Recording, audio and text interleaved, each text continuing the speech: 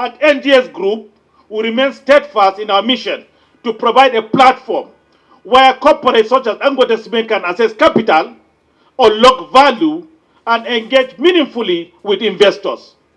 Our role as a catalyst for economic growth is reinforced through strong partnership with issuers, and we are proud of the shared journey we continue to have with Dangote Cement. An outstanding commercial entity, in fact, the most outstanding commercial entity organization that is listed in our market today. It's not a comment that is off the cuff, it's really based on fact. Okay, so they've paid, since they are listed in 2010, they've paid 3.2 trillion as dividend to shareholders. And they've paid over 520 billion naira as taxes to the federal government. And so they're right, it's right to say that they're the golden goose of our capital market. But beyond that, we know that a premium listed entity has the highest level of corporate governance and they attract a lot of liquidity. We have a capital market cap in terms of our equities market of over 88 trillion, and they form more than 9% of our market cap. So they also provide liquidity. All the various international investors that invest in our market are heavily invested in this company. So this company is not just a representation of Nigerian organization, but more or less a world-class institution, and the leadership that we have today demonstrates to the fact that they are really at the right place at the right time, because the NGX itself has become really international in our offering, having MOUs across different leading institutions, London Stock Exchange, Johannesburg Stock Exchange, Nasdaq Dubai, more recently, Luxembourg Stock Exchange, and we continue to provide opportunity for listed corporates to have access to capital.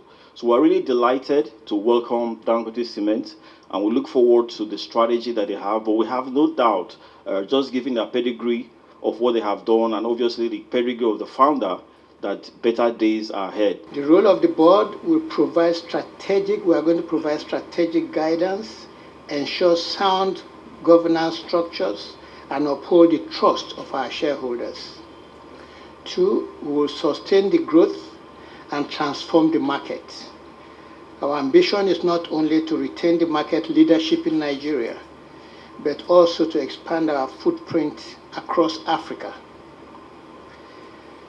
Now, thirdly, we want to improve on innovation. Although the founder invested a lot on cutting-edge technology, but we know technology is moving faster nowadays globally with AI and others.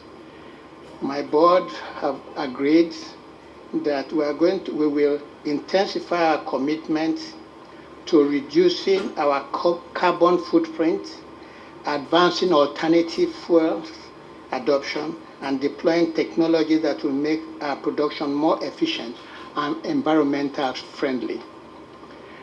We are also going to engage with our partners, the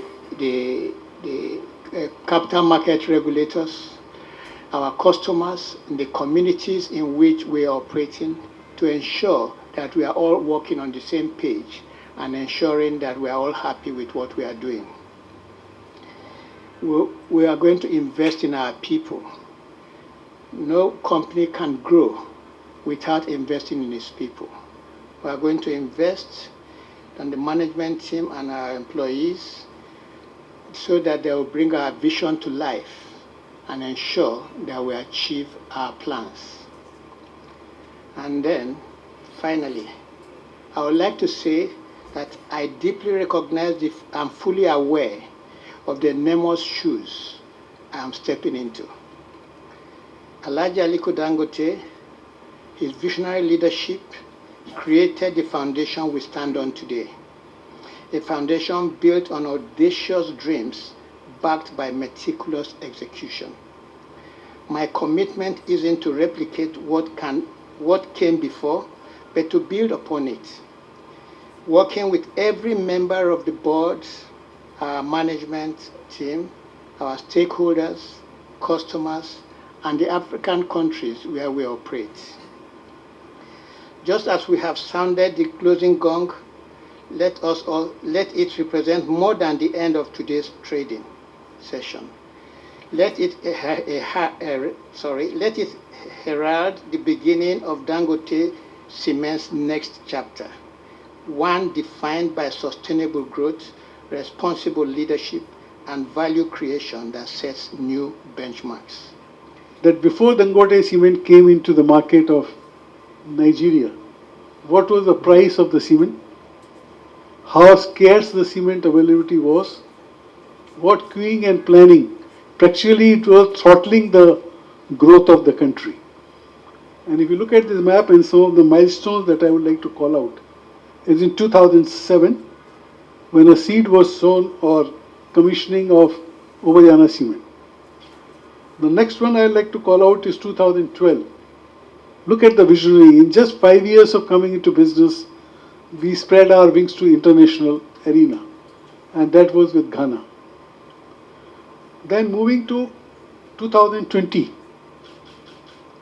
as if Alaji Aliko Dangote had a vision or had a foresight, there will be a foreign exchange crunch, there will be a steep devaluation of the currency, and he started thinking of exporting cement out of the country. A country which was massively importing became or started thinking of being a net exporter. And those two ports terminal was commissioned in 2020. And lastly, as we spent today, it is 55 million ton capacity, virtue of the newest addition into our portfolio, that is Ivory Coast. Can we go to the next one? In all our discussions, which emancipates and directions of the strategy that we get from our board and from the various, especially from our chairman, there's always one mantra that we have followed into our DCP is that we want to be the least cost cement producer in the world. And let me tell you, we are not very far off from there. By far, we are much ahead of our competitors in Nigeria or in Africa, but we are not very far off from the international, and shortly we would be announcing that once we achieve that number. And how we achieve that is we touch upon the key areas. There is always a Kaizen which keeps on going in the organization. But Kaizen will not take you where we are today. What takes you is a major, what I call is a surgery. Homeopathy will not lead you to those results. So we look at our cost elements in the cement business. Almost around 28 to 30% is the logistic cost. The next is the fuel cost, the power cost, and that covers almost about 60% of the cost. And that is where we have pressed our levers.